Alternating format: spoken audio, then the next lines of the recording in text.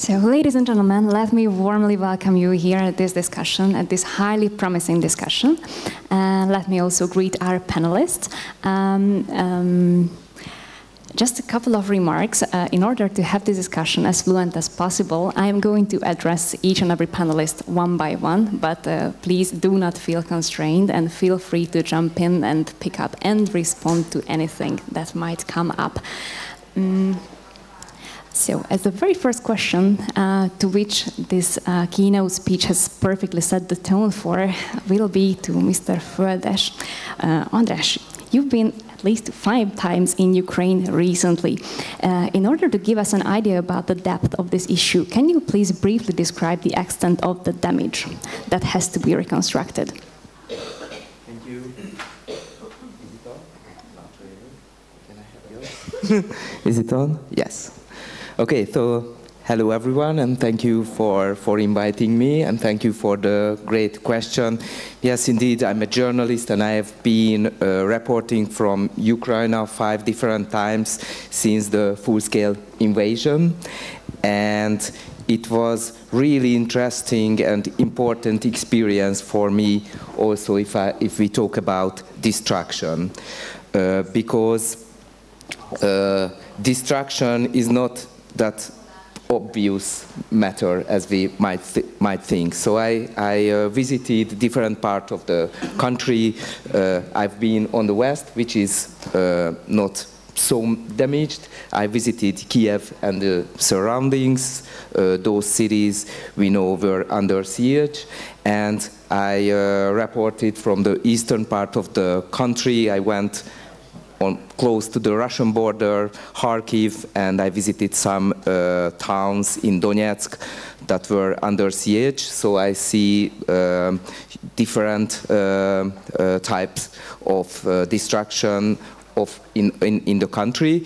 And from if we see this matter from the point of view of a citizen who lives in a peaceful country, it's not that obvious that there are different stages of destruction, and I believe we should name those, or we should categorize those in order, for example, to make right decisions on reconstruction.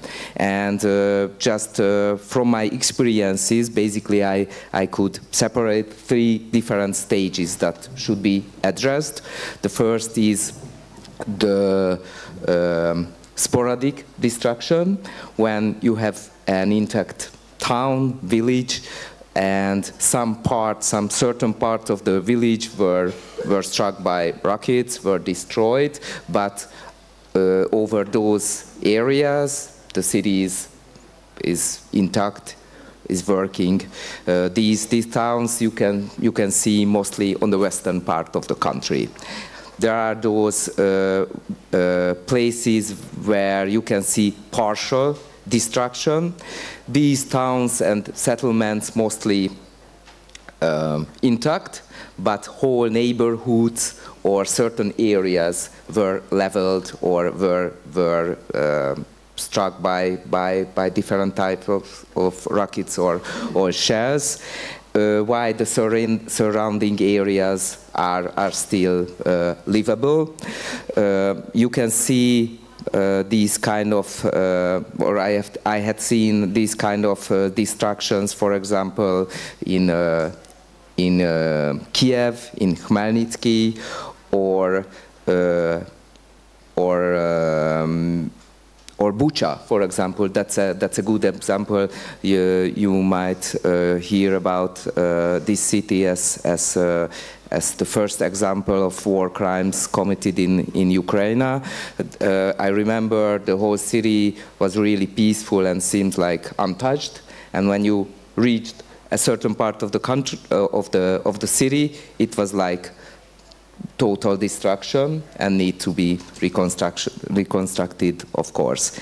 And there's that part, the total devastation that we might know from war movies, and this is really like hard to experience when whole areas are burned down or leveled to the ground. If I name one city, Bakhmut. We all know what I'm talking about. And also, I think there's like a +1 example when you have like areas untouched, but key infrastructures, mostly bridges, are destroyed, and then these are those areas that should be give extra care of, because those key infrastructures are important from the perspective of reconstruction. And if we talking about destruction, it's not only infrastructure, not only buildings, but we have to talk about people. So you have to know that people are leaving or unfortunately dying in this conflict, and it's really important how many people stays in that area. So when we talk about destruction, it's really important if that area still inhabit certain amount of people, while you can visit places or you can see places which are totally inhabited. So people just left the whole area because of the level of the fighting. So this is basically those levels that should be considered when we're talking about reconstruction. Thank you very much, András. Now I'm turning to Mr. Kopečný, and I would like to ask, just not to beat around the bush, what do you think, in your views, who should cover the expenses, since reconstruction is going to be something absolutely costly? What do you think? Do you agree with those who think that it's legally possible and feasible to use frozen Russian assets for this purpose? How do you see it? Good afternoon. Thank you very much for the invitation, and also my apologies for not being able to be there in person. My regards from Prague. This is the crucial question. Where will the money be allocated? Where will be the money coming from? I will just complement to what my colleague was saying previously. Really what we are seeing from the very first stages of the brave defense of the Ukrainian people and of what will be needed in terms of the reconstruction. Our approach, our governmental approach, is to mobilize everything we have in our country, all the NGOs, all the non-state actors, but also all the governmental agencies and also all the companies. So 3 pillars, NGOs, companies, and governmental tools, in order to find a match of what we can deliver for the needs that we identify on the ground. And only after we understand perfectly what is needed and what is deliverable, or in other terms, what is the demand and what is the offer, we can start discussing concrete programs from which concrete projects will address those needs. And who should cover it is an important question, yet an even more important one is who will cover it, because the moral or subjunctive form of the should will not play a very big role in case we will not be legally able to use what we want to use for it, the frozen Russian assets. So to answer your question directly, yes, we should use the Russian frozen asset, but only within the framework of our legal systems. So in our case, in the European Union, as well as on the, say, governmental level or state level of individual countries, we have been working through different legal companies, but also through governmental entities to find ways so that we could use as much as possible. So far, the discussion coordinated on the EU level has led to basically the following. We are able so far to use assets that, or only the parts of assets that are the revenues of the frozen financial sums in the banks. All the villas, all the yachts, all the real estate property, all the financial frozen assets are so far out of touch given our legal systems. But it is not the end of the road, of course. What we are working on with the legal teams in the EU, as well as in the individual countries, is to find a way how to connect the war crimes and the war criminality that Russia is doing with these concrete assets. Because we're talking very often about not only state money or state finances that are somewhere in European banks or American banks, but also we're talking about private entities, oligarchs. And of course, it is only just to use the resources of those who are committing the atrocities to make some good out of it, to repair what has been destroyed. But it is still a long road. Now, basically, on the political level, if I would just sum up my first answer, on the political level, there is an almost 100% consensus among most of the European countries that this is the way.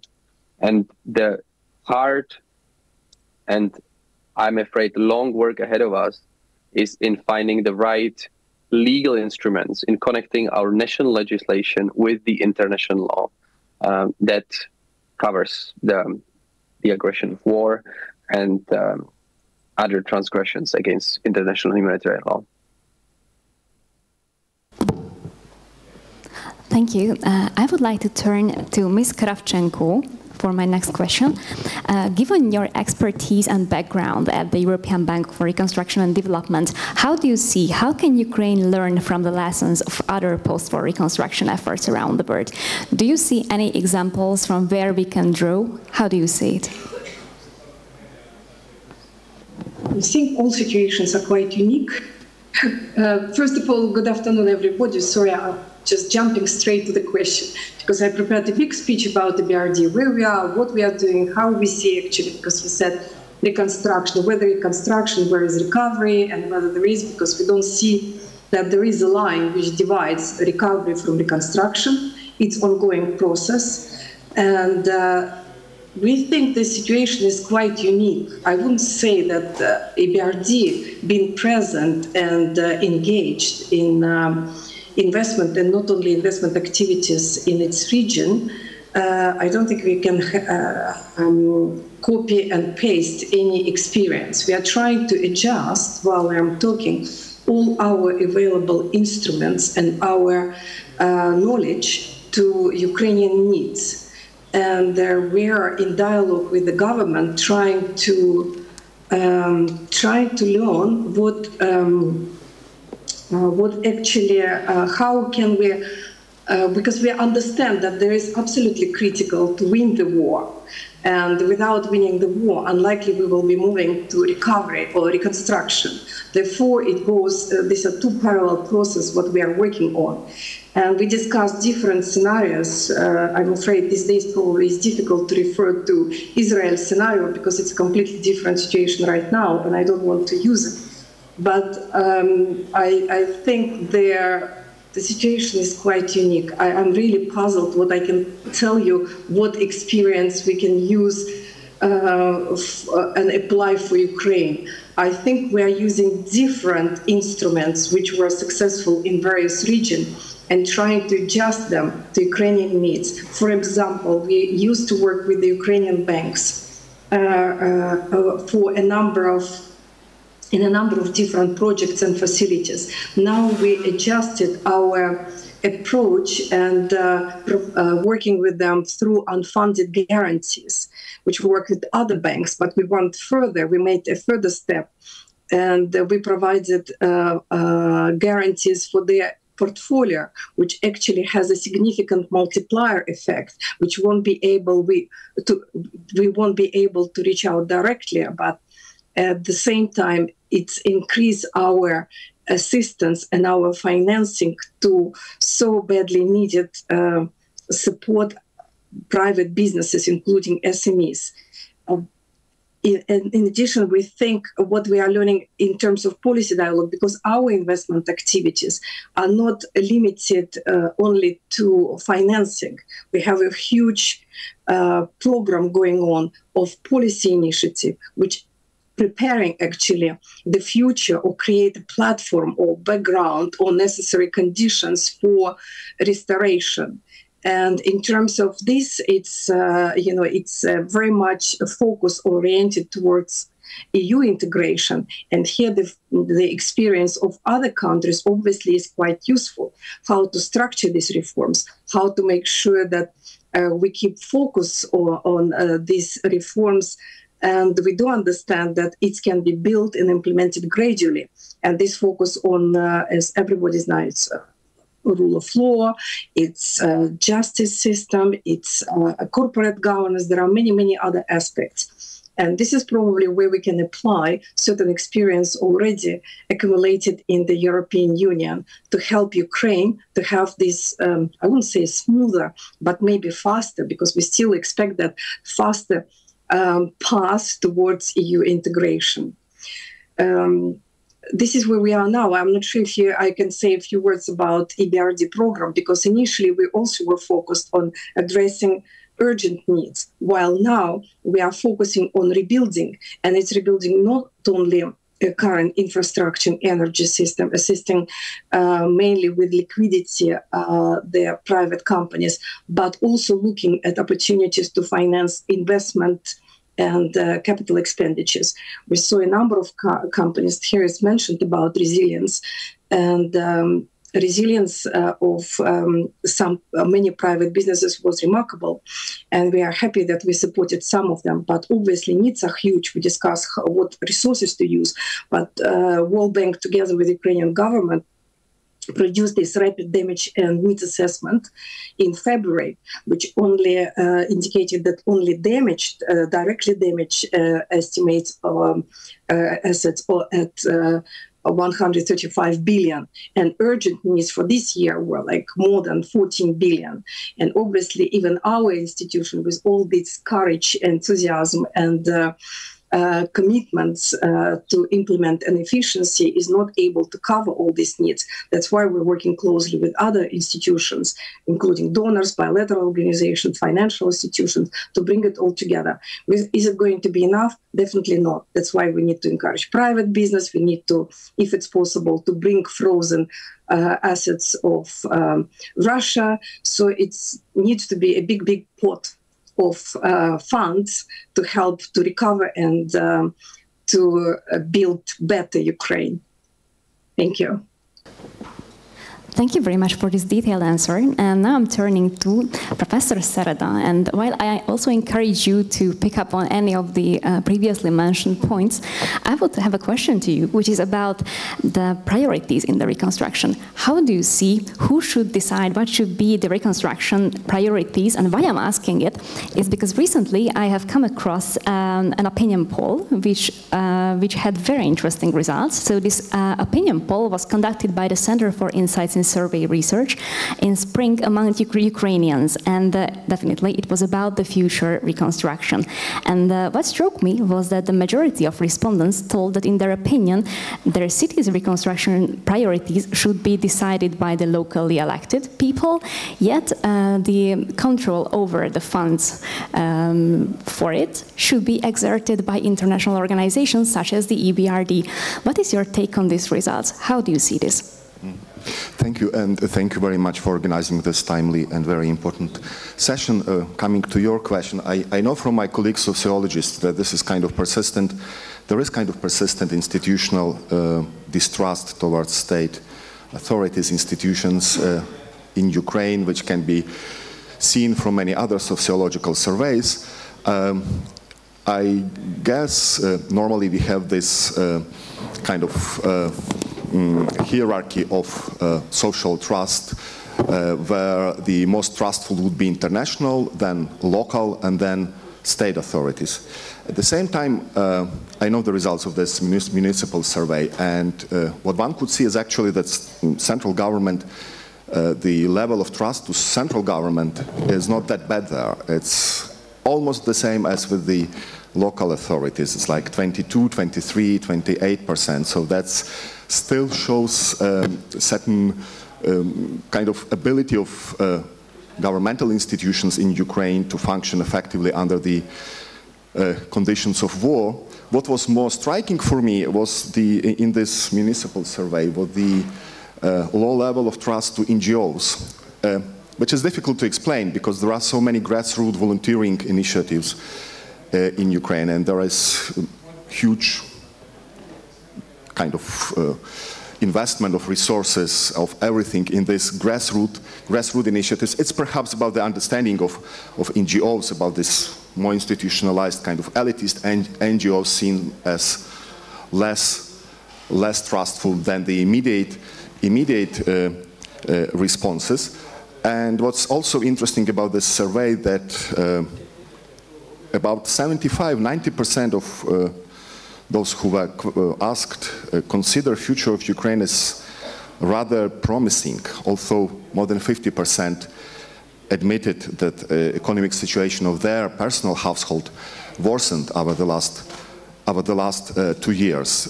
Support for businesses, support for new economic projects, also immediate reconstruction of infrastructure, also immediate psychological support and medical support. They are always the priorities. But if I can, I would also like to mention just in a few words the project which I represent, which is Invisible University for Ukraine, and I would like to do it because sometimes the question of academic educational reconstruction is not really taken as a priority among those listed.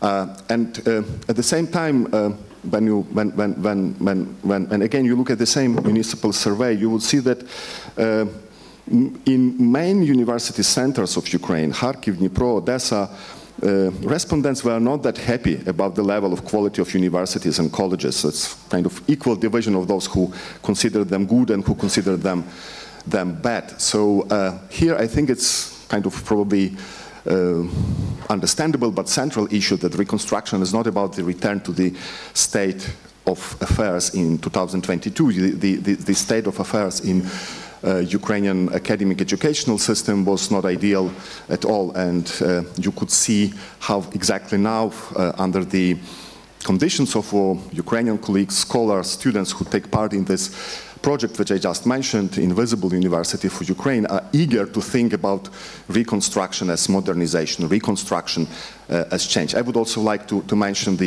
to acknowledge the tremendous support from Democracy Institute to this project and to many other online projects which we now have in the educational sphere. I think I stop at that moment then. Does your field experience underpin this? What did you see? How did the Ukrainian society respond to all this damage and all this destruction? As without Ukrainian people, we cannot talk about any meaningful reconstruction. What does your experience tell you about it?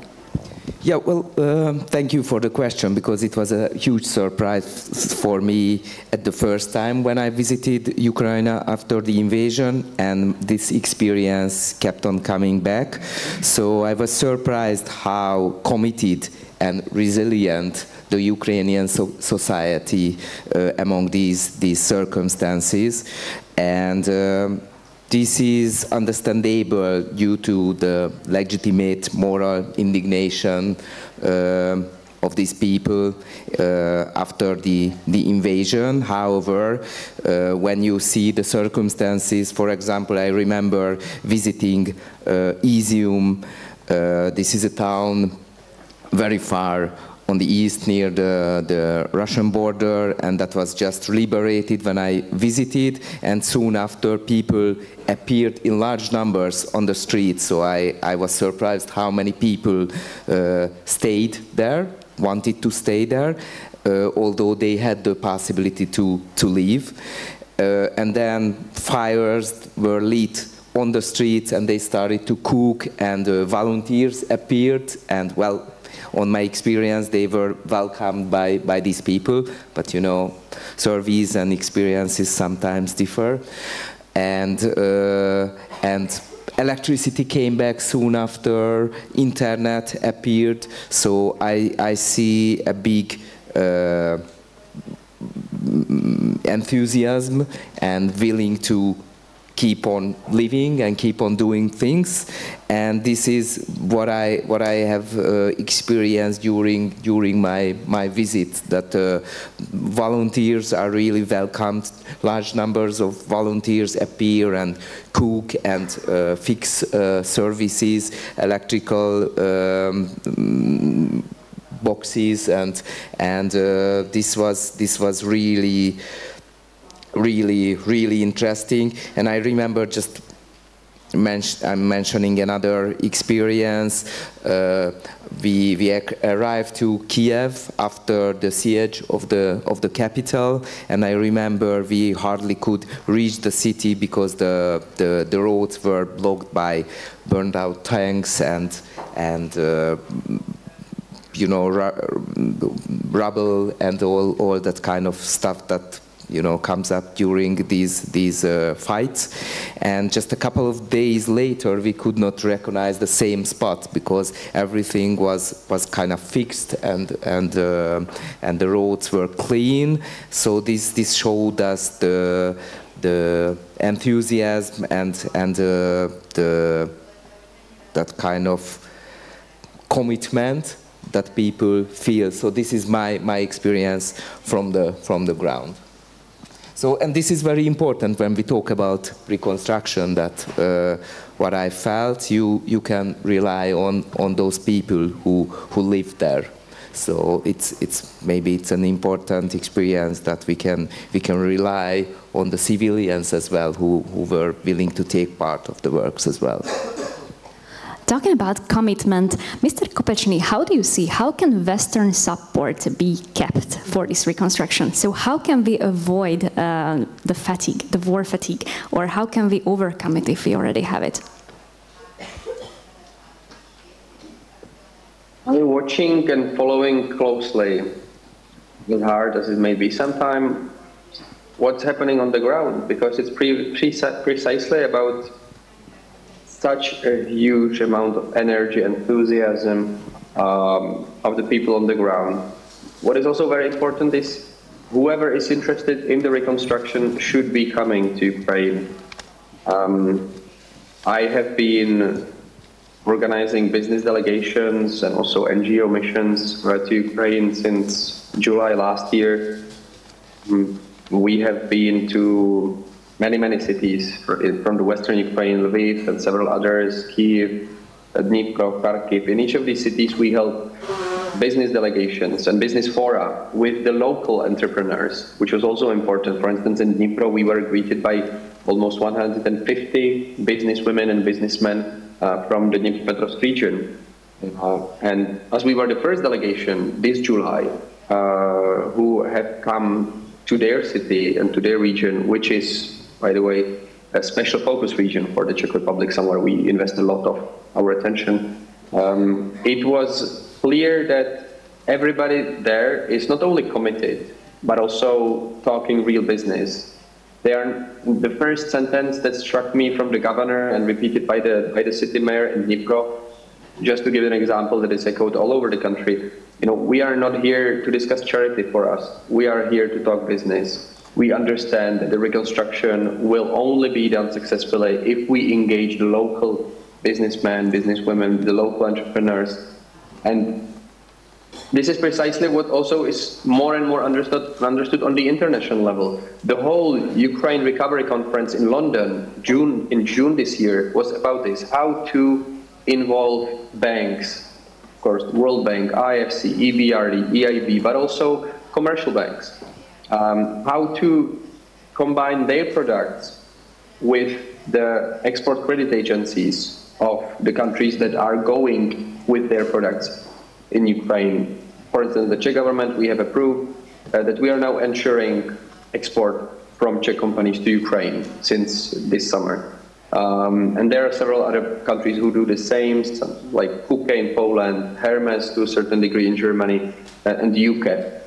With, say, rebranding or changing a little bit their agenda when it comes to ensuring investments and especially export products to Ukraine. But we need to understand, of course, the needs. We need to understand that not only that there is still hope, but also that the reconstruction is already underway. Yeah, we can put it in different terms. We can say fast recovery and long-term reconstruction, or we can say resilience building as for the short term and reconstruction for the long term. But it is already there. You know, Czech government, as many other governments, we have been delivering so many products. So speaking of priorities, as it was mentioned before, we focus on the following. We focus on energy, healthcare, transportation, and after Novakachovka Dam destruction by the Russian forces, we also focus on the ecocide that it is causing, and so on water cleaning mechanisms in general, and on ecological technologies. And in all of those, we use the NGOs for the humanitarian part, but then we also use the companies and the banks and the businesses, so that, you know, it's a sustainable program. And no country, no institution can do it alone. So we coordinate all of those things on the EU level. Every month we sit in Brussels or in VTC like this, and we precisely discuss what do we do where. And not only in the EU, I'm discussing this with my Japanese colleagues, Korean colleagues, Taiwanese colleagues, American colleagues, of course, and the British colleagues. So that not only we know that, you know, we're building a different part of the same hospital in Dnipro or in Lviv, but also that we sometimes combine resources and then also jointly go to some financial institutions such as IFC or World Bank or the present EBRD. And all this combined is a very complex network of connections you have to understand, and you have to explain to the political representation and also to the business, say, representatives, so that they understand that it is really something that they should be caring about.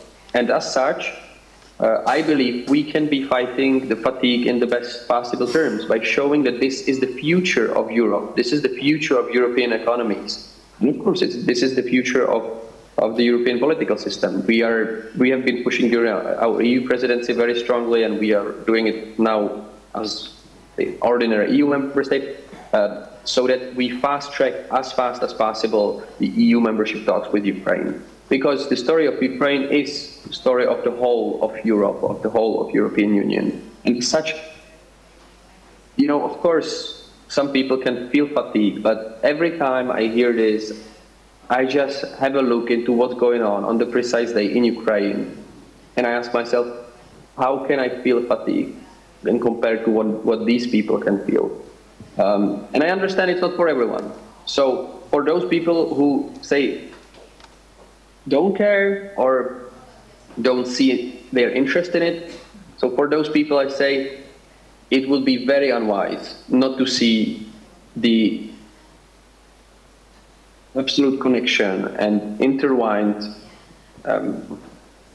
connection between your economy and the European and the Ukrainian one. So by building Ukraine better, by modernizing it, by doing it as a recovery, not only as reconstruction, but recovery of the legal system, of the societal, of approach to corruption, of approach to public tendering, we can show our populations, our people, our business leaders, that this is something that is worth all the attention and all the energy we put into it. And as such, you know, I don't feel fatigued. You know, I've been as the main coordinator of our weapon deliveries since the very first few hours of the full-scale invasion, and now I'm covering all the other agendas. I don't feel fatigued, not only because the Ukrainians are much worse off, but also because there are still new agendas, new inputs, and it just makes sense. And I can say that this is also very much relevant for the discussion in the Czech Republic. We feel part of the story of the reconstruction because we are interested in it from the moral stake, but also from the economical one. As we heard that the reconstruction is basically already ongoing, I'm turning now to Ms. Kravchenko. How do you see this dichotomy? Should we start or continue reconstruction as quickly as possible, probably relying on reconstructing the old technology and also the old parts of the infrastructure the way how they were? Or should we rather invest in probably more long-term green and energy-saving technologies, even if it takes somewhat longer? How do you see it? Should we focus on speed or should we focus on greener solutions, even if it takes longer?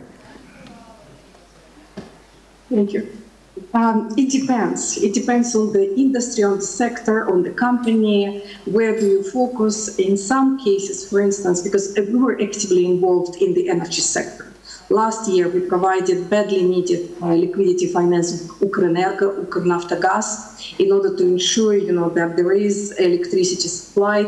Despite all these attacks, that Ukraine is now building shelters, restoring what has been damaged, and it's a huge work. And at the same time, in parallel, we are looking at better solutions, including green energy. So it goes in a way in parallel, because rebuilding or restoring what has been damaged, you cannot move on with any new investments or new technologies. And we have, before the war, we had a big portfolio of renewables, which were in a difficult state now, and but we are watching and supporting as much as we can our portfolio, but at the same time we are looking at new potential investments, and what is actually quite encouraging with potential foreign investors, because it's not a secret that Ukrainian risk is still perceived as very high,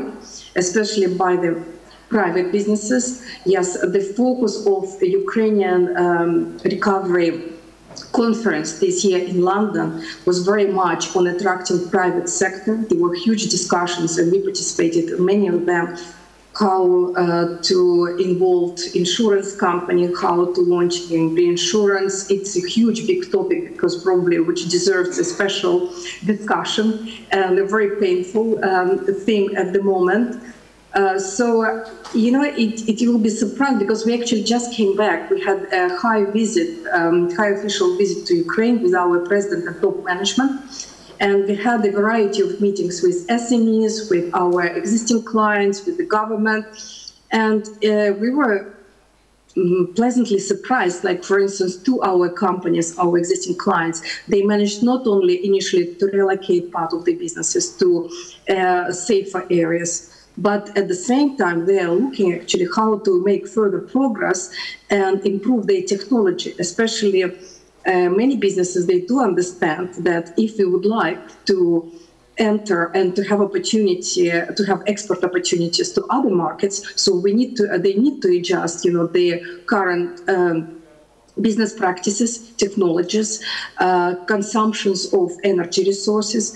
It's a huge package. And it's unfortunately maybe the scale, because we also cannot cover everything and all needs in the country. The scale is huge. I can give you only a few examples here when the companies are trying or readjusting. First of all, readjusting their businesses for tougher conditions in which they have to operate, and these are extra expenses. And it's not only physical assets what we are talking about, which is relatively not easy to replenish, but there are possibilities. But human capital, which it was touched upon during our discussion, but this is a huge actually area of concerns, and requires a lot of efforts and financing and changes in regulation, legislation, encouraging.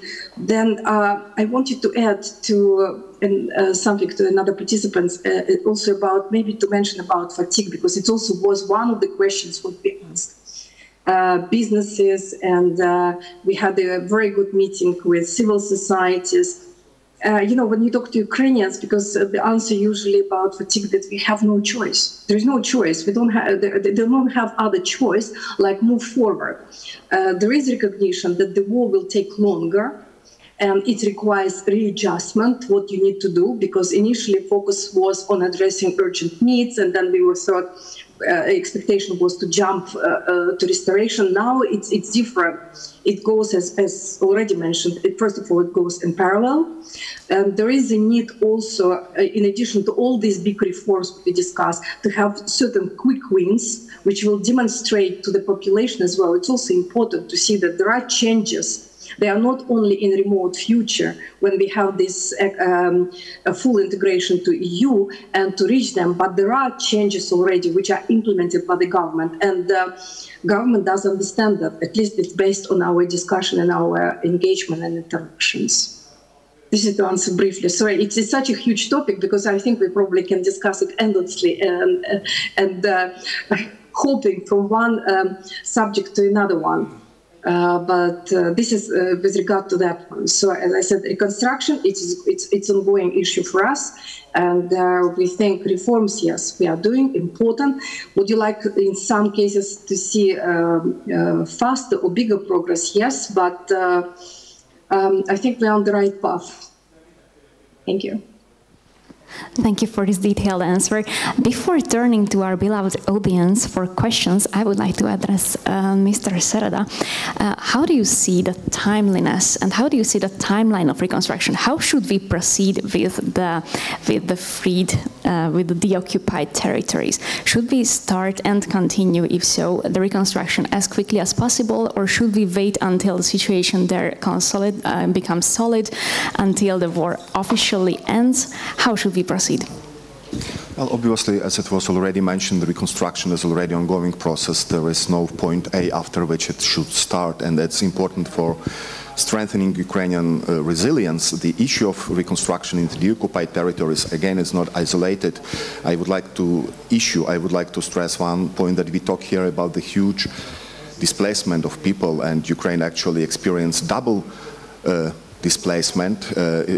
Ukraine had the largest number of internally displaced persons before 2022 in Europe. Our 1.5 million were officially registered as IDPs and receiving state support from Ukrainian agencies, and many of those were, because as far as I know, at least half of IDPs before 2022 were in those parts of Donetsk and Luhansk oblasts that were under Ukrainian control, and now they had to flee again. So even if you don't take into account the huge number of refugees, it's the question of addressing the issue of displacement, the issue of social integration across the whole country. And if I still have a minute, I would still also mention, again, academic and educational sphere, where the issue of brain drain is obviously very important, which is a part of reconstruction.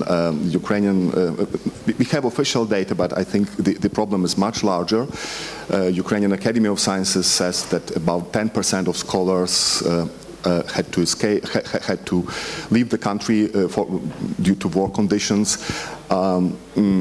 It is, I think, obviously important to turn brain drain into the situation of brain exchange, right? So academic mobility is obviously very, very important, but we need to strengthen existing academic institutions, and we need to provide those platforms for scholars in Ukraine, outside of Ukraine, where they can collaboratively work with global academia.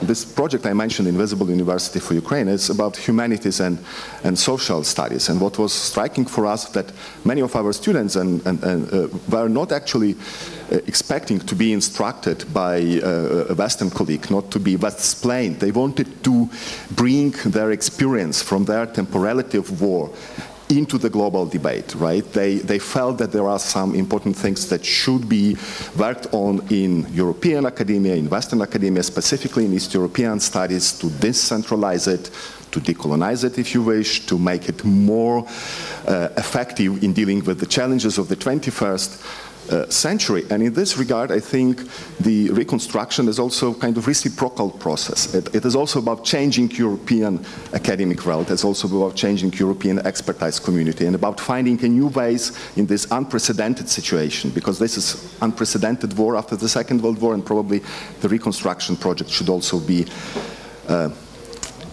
not built on existing scenarios, but thought over. Thank you. Thank you. And now we have time for a couple of questions, so feel free to raise your hands, and we are going to collect 2 or 3. And if you have someone who you would specifically address it to, please also feel free to mention. Go ahead, sir.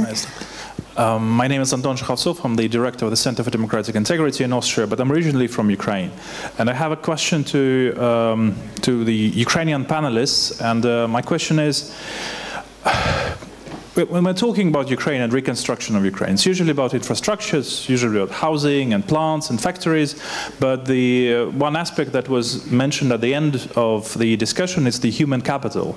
So my question is about Ukraine as a people and as a nation, and about the reconstruction of the Ukrainian nation. At the first panel, we heard very nice words about that Russia has already strategically lost the war. But the Russian genocidal invasion has inflicted, I'm afraid to say, a permanent damage to the Ukrainian nation. So what are strategies of the reconstruction of the nation, of the people? Does Ukraine think of maybe attracting foreign workforce to actually also reconstruct Ukraine as a state and as an infrastructural entity? So what about this? What about the reconstruction of the Ukrainian nation? Thank you. Okay, thank you very much. Let's also collect 2 more. The gentleman here. And okay, you will be the next. So, okay, please feel free to. Hello, I'm an exchange student at ELTE University here. My question kind of relates to the previous question. It's also about one aspect of reconstruction is addressing human rights violations. So is this something that is being, because we talked about resilience building, but this is also an important aspect of it. So at which part of the process will this take place? I mean, journalists have an important role here because they are documenting what is going on, making sure that the information is available to the public, transparent. But then afterwards, how do we address these? I guess it's more of a question of transitional justice. Yes, thank you. Okay, thank you very much. And we would like to ask for the microphone here.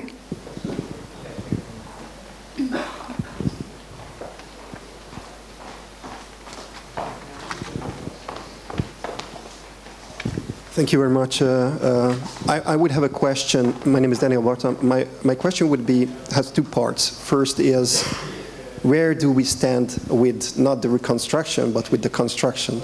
Having in mind that you've already mentioned the number of IDPs and the change basically in the population in Western Ukraine. There is a need there to really develop the public institutions, yet I've not heard so many projects that already started, and 2 years has passed. We could have done a lot. So where we are with those constructions, I don't think the demography will change that much after the war, that those institutions will be not needed since the business moved to the West, since the Western companies moved to the West. The other part, also relating to this first part of the question, when we will decide about whether we need the reconstruction at all, or how do we need the reconstruction at all, having in mind that huge areas of Ukraine will be not repopulated in a way as it was before. So a number of schools won't be needed, a number of hospitals won't be needed, because simply the population, large part of the population, won't return. That's the logic, that's the lesson I think we had from previous wars. So when we will decide, because if we are not doing the reconstruction, people won't return, but if we do the reconstruction, we might end up basically building empty public institutions. Thank you. Thank you very much for these questions, which are very much to the core of our issue. Who feels like starting? Professor Sereda? Well, I guess the question of the war and post-war demographic situation is rightly mentioned. I think these are one of the central challenges. And what the leading Ukrainian economists and demographers saying is that obviously there would be a need of at least 300,000 migrants every year to sustain Ukrainian labor after the war, taking into account all the demographic challenges, and obviously we know that this is the issue that can be easily exploited by all the anti-liberal forces, right? We know it from many Central European examples. So far, fortunately, Ukrainian political forces mostly did not exploit the anti-migrant topics, even if they were quite populist, but the Ukrainian populism was somehow immune to anti-migrant rhetoric so far. However, that is not only isolated economic issue. This is the issue of cultural cohesion, of social openness of society, and of preparedness for being prepared for these challenges. In regard to the other questions, I think yes, this is. I'm not an economist, and I think colleagues can comment on it better. But obviously, it's the question of reconstruction due to this huge impact of war, and we have now 5 million IDPs actually in Ukraine, not to count 6 million perhaps, right, of refugees. So we are talking about huge numbers, and that's not only about some isolated regions or some isolated areas. That is the all-national and all-European and global problem, I think. Ms. Kravchenko, would you like to react or respond to any of the questions voiced? Yes, definitely, because it's such a vital and important topic for reconstruction, human development, and what is happening in Ukraine now. There are a number of ongoing projects by other international financial organizations. We, as EBRD, we are focusing on a few aspects. First of all, you know that we have a huge project called Ukrainian Reform Architecture, so which will provide assistance to a number of ministries and Prime Minister office. This is this program is focusing on reforms and addressing the immediate needs. And through these programs, we have a number of experts already embedded in such ministries like Ministry of Education and Ministry of Economy, and other ministries, and jointly with them, we're actually working on a number of projects because we have, I would say, systemic approach where we can help their government on addressing, for instance, now on reviewing their skills gaps and to identify what kind of labor force and resources are required. At the same time, we're working on a special national classifier together with the Ministry of Education. So these are just two of the projects in addition to existing assistance to a big number of clients where we're helping them to readjust their procedures, their rules, their approach towards providing vocational training, towards accepting or creating a special conditions, working conditions for veterans and disabled people. It's just part of, I just mentioned what we are doing because, you know, we are not such a huge institution. We do recognize the importance of this topic, and we are, based on our in-house expertise and attracting consultants, trying to address some of the specific issues with our existing clients, and at the same time, the existing other institutions like the World Bank. I know that on the EU, it's a huge program which is considered, and assistance will be provided. So it's definitely the focus of the international financial organizations, but obviously it can cover only certain areas. And it's absolutely important that the government fully recognizes it, not only now, even before. This topic has been discussed during the previous in Lugano, Ukraine Recovery Conference, during the conference in London, and it's definitely on the map of the authorities. And I believe that the significant efforts are required in order to not only to keep their current employees, but also to make sure that during the reconstruction, the certain criteria, certain conditions are created, so they're all especially available and skillful human resources which now employed abroad, so they will return to the country. But it's a long-term and process. It's a big challenge, and we are one of the contributors towards resolving this matter, this issue. But there is a huge community of international organizations which is looking and helping with technical assistance, with expertise provided, and special grants deployed to support. We have a huge program for SMEs, because you know SMEs is one of the biggest employers in the countries. Probably in terms of GDP is not such a great contributor, but important in terms of supporting human resources. So we have a huge program helping them with addressing these issues. And I know that it's also considered by other organizations as well. I don't have the exact numbers right now, but definitely it's a topic which would require probably a separate discussion and reviewing all these programs ongoing now. Thank you. Thank you very much. Yeah, Mr. Földes. Yeah, thank you.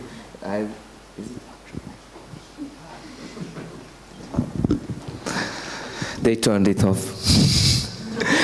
I'm gonna be quick. I just would like to mention one of my personal experiences as journalist. So this is my role here. I worked in Germany with Ukrainian refugees, and basically none of them told me they would like to stay permanently in Germany, although they've got quite good conditions to live and work and study there.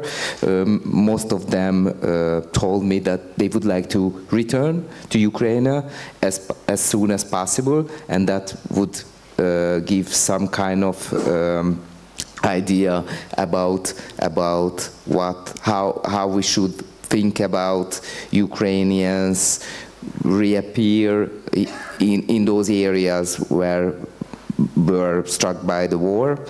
And also I have the same experience with IDPs, so I have several reports, and they were willing to return to the affected areas as soon as possible, and I met families who were like returning from the safe part, the western part of the country, to the east as soon as their village were liberated, although those villages were basically leveled to the ground or were badly damaged.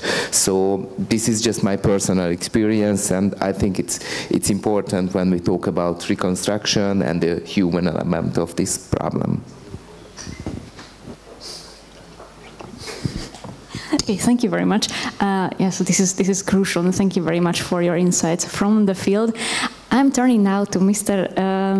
Kopečný. Would you like to address any of the questions raised by our audience? Yeah, thank you very much. Just a short experience from the Czech Republic. So Czech Republic has become the country which has the highest number of refugees from Ukraine per capita in the world, in Europe. Now 5% of the Czech population are actually Ukrainian refugees. And they are very well integrated in the Czech society, and especially in the Czech market. We have now more than 120,000 officially registered working people in Ukraine, from Ukraine in the Czech Republic, which is a huge boost to the Czech economy and to the Czech working market.